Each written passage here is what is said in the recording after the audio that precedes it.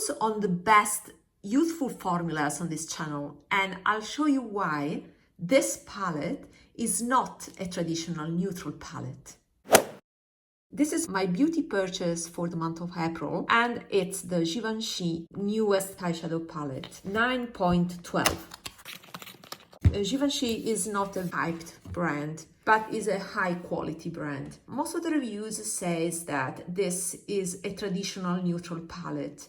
I disagree, and I'll show you why. So first, the unboxing. I have tried this palette and swatched it on the counter, but it has just arrived. I ordered one for myself and I wanted to unbox it and watch my palette with you. And I will take advantage of this beautiful natural light that's here. So we can see that there are maybe three finishes. This row, this top row, is more metallic. Then there are these two shades that are satin, are shimmery but less shimmery than these ones. And then there's this quad, and this quad is more matte. Although I see some glitters here encapsulated in the pan, but this is a matte, let's say, with glitters. These other three are mattes. I just want to mention now, and I won't mention it anymore, the brush. This is a great invention. It's a great idea that more luxury brands should implement. Instead of having two short, useless brushes, they can be, assembled in a single component, and that becomes a usable brush that is comfortable to hold. So very nice idea. Unfortunately, I have to say the quality of the ads is not the best. So I don't understand why these brands do not, commit to improve the quality of the brushes, especially when the brush can be assembled like this and become useful. Very nice idea, a bit mediocre implementation, but it's still usable of a brush.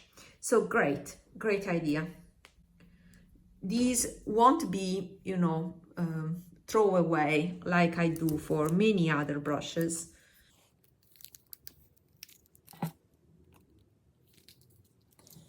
And now we can focus on the palette. Let's see. It is made in Italy and with a 6-month shelf life. Ultra long wear, high pigmentation, and multi-finish.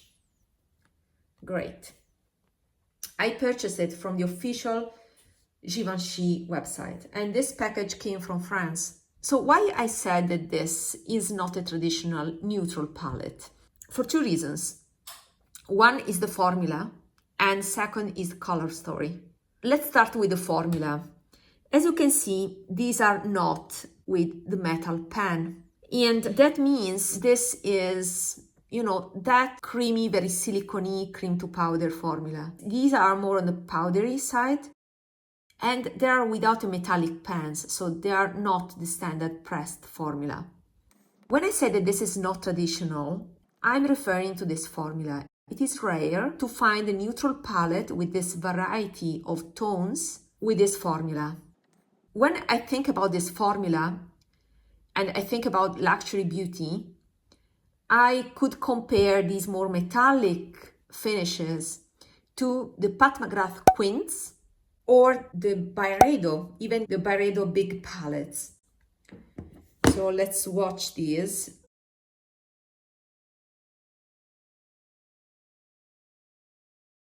This is very pigmented shade that is a close dupe to the taupe that is in the Tom Ford iconic smoke. This is the other shade, and this is the white. So these are the three metallic shades.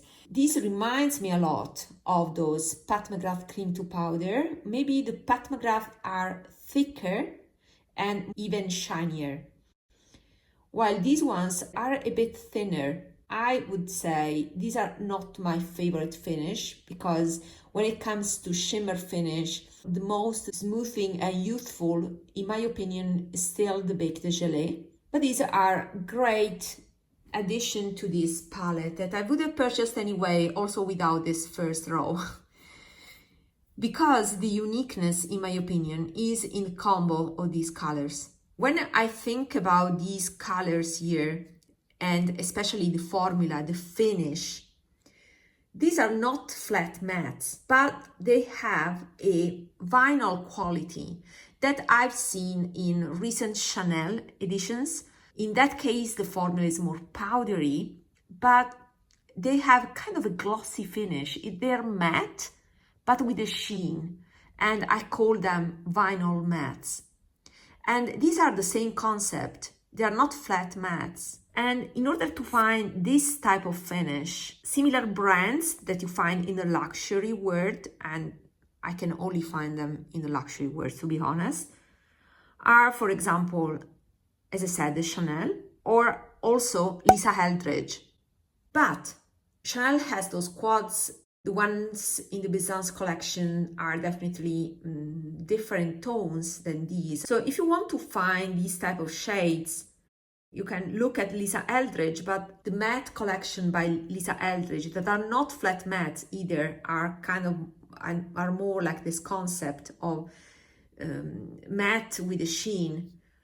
Lisa Eldridge has a gray in the Vega palette, and it has a neutral tone that is more of a yellowish tone in the cinnabar, and other ones are quite dark, the other browns.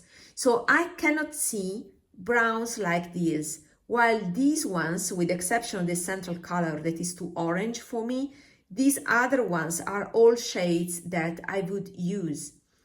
And what makes this palette unique, and the reason why I purchased this palette, is the presence of these two mid-tones. You have one that is more mauvish, is a grayish mauvish tone, and this is more yellow. You can see, I think you can detect it. You can detect the pink here, pink purple, and the yellow here. These are the type of shades that are so rare to find. You know, I think that a neutral palette should be like a tailored dress. And I strongly believe that there's one specific perfect neutral palette for each person, because everybody is unique. So that's what I think. And I was in the hunt for these type of shades, these two specifically, and it was so hard to find them. It is easier to find dark browns, gray blacks, but these mid-tones are rare. As I said, in Lisa Eldridge, you find a gray that is too light, and you cannot find these mid-tone shades. In Prada, you have a purplish gray that is in the quad, but you have to purchase the full quad that has also pop of color. That specific quad, I didn't purchase it. It's more, I think, steel gray compared to this one, while this is more brown. I also purchased the quad by Prada, that is Pulse, but that taupe in the middle is red. It's too red on my eyes. I used once, and then is on my Vinted. It's already listed on my Vinted if you are interested. So just to say that it's very difficult to find these mid-tones. Other examples, recent neutral quads. There's my beloved formula by Yves Saint Laurent, and the more neutral quad there, more on the cool tone side, is the Stora Dolls 100. While I had that palette, I decluttered it. And the reason is there is a true mid-tone there, because it's either too dark, because it has the brown, right? Or either too light, and the taupe at the bottom right is too light. It's not a mid-tone, it's more a light tone. So I had this much of a contrast, and I really needed a mid-tone in order for that palette to be properly used. One shade was also glitter, and I didn't like it, so I decluttered it. Just to say that finding mid-tones is so difficult. Well, the concept of mid-tones, of course, depends on your skin tone. For my skin tone, these are mid-tones. So let's swatch them.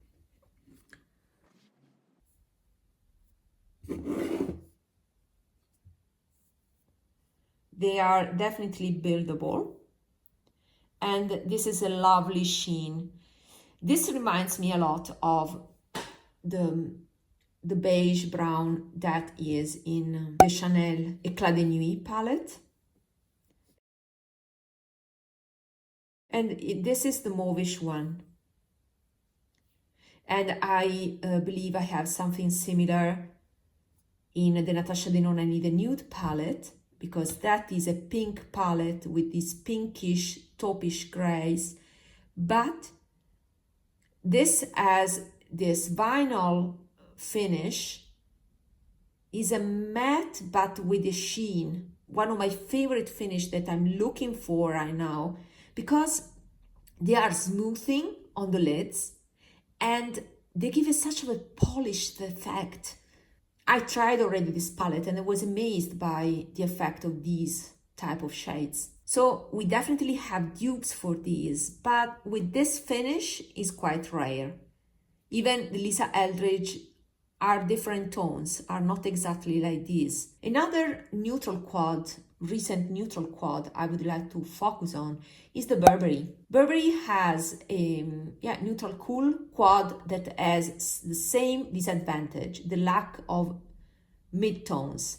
Apparently it's easier to have more contrast with a very dark shade and a very light shade. I think the uniqueness when it comes to round up look is in the mid-tones, in those blending shades, crease shades, but also one and done shades. It's the presence of these shades that makes this palette unique. And of course, the combination of formula plus shades. Other swatches are this mid-brown. I tend not to use too much these ones. These are too dark for my liking. It's a matter of preferences, but there may be mid-tones for darker skin tones. For me, these are liners, but still with this vinyl glossy quality that is amazing. So it's this combo that is so unique. Having also all of these shades here is very practical. And let's swatch this peach. This translates as a whitish shade on me, and it has glitters. So this is my least favorite because I didn't need the glitters. But you know, if as a one and done, just to give some light and not to have a stark white. So is a nice subtle alternative to this white here. So this is the difference. If you have a darker skin tone, you can find mid-tones for you in Pat McGrath. Although Pat McGrath indulges a lot on plum shades, but there are also neutral quints that you can look at. For me, those quints tend to be quite deep. Well, this is, you know, the tailored dress I was looking for. I will do a project in the future. I will build my perfect tailored neutral palette using Viseart. But this is a nice compendium with a variety of shades. I forgot this one. It's just because I'm not interested. Whenever there's an orange, I'm not interested in it. But it's a nice terracotta here. So it may be useful. I wish it was a mustard. That would have been maybe more interesting for my liking. This is a shade that I don't think I will ever use. Let me show you better the swatches. I'm away for work, so I cannot provide you comparisons, but I'll do in the future. What it lacks here, if we analyze the swatches here, is a bluish gray, because as you can see, there's a mauvish one, a yellow one, and then it goes to an orange.